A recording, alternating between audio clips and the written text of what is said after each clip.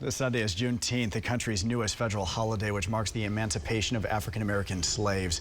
Joining us today to talk more about this historical significance of the holiday is O-S-U Tulsa African Studies professor Quraysh Ali Lansana. Quraysh, always good to see you, my friend. Good to see you, How are you? I am well, just hot, my friend. Good. It is a little hot and humid and steamy here to end spring, isn't it? It's true. Listen, I want to jump in all about Juneteenth. Okay. Talk to us a little bit about the history behind it.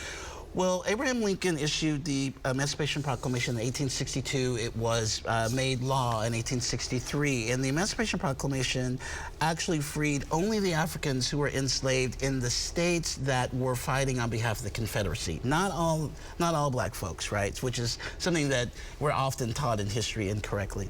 And so, as you know, the war ended in 1865. But to back up just very briefly, Texas, after completing the Mexican-American War, joined the Confederacy in 1860, the states that seceded from the Union. And so, but when the war ended in 1865, right, the folks in Texas, and particularly in Galveston, to be specific, the furthest, you can't go much further south in Texas than Galveston, right?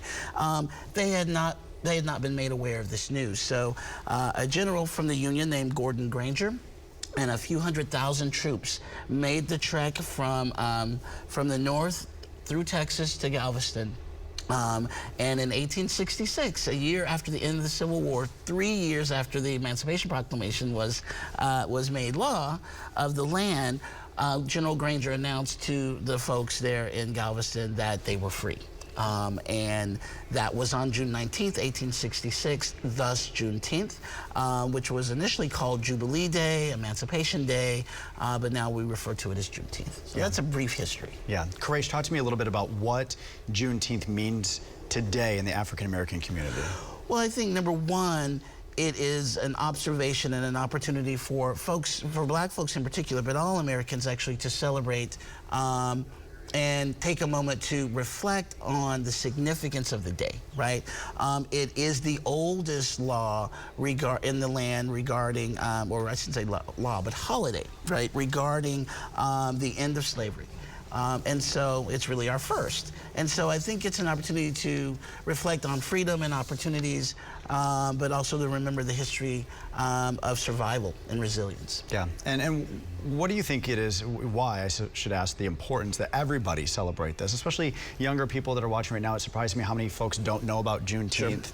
Sure. Why is it important for all of us to celebrate this? Well, I often go to a quote that I love from Clara Luper, Oklahoma's most noted civil rights leader, and she said in 2016 that my biggest job now is helping white people understand that black history is white history. We cannot separate the two, right? It's all American history. It's Amen. all U.S. history. So that involves all of us. Black folks didn't enslave themselves, right? So we were engaged. So we were in this together. The Underground Railroad, perhaps the most successful clandestine revolutionary action in this country, took folks of different ethnicities to make that happen, right? It's all our history, and that's why I think everyone should celebrate and observe Juneteenth. Yep, and we're going to do it too. In fact, we want to mention News on 6 is sponsoring Tulsa's Juneteenth Festival. It was great last year. How many people came out. We expect a big showing tomorrow too in the Greenwood District. Come by our booth. I'll be out there tomorrow. So many of us from News on 6 will be from 6 o'clock until 10:30. So we hope to see you there.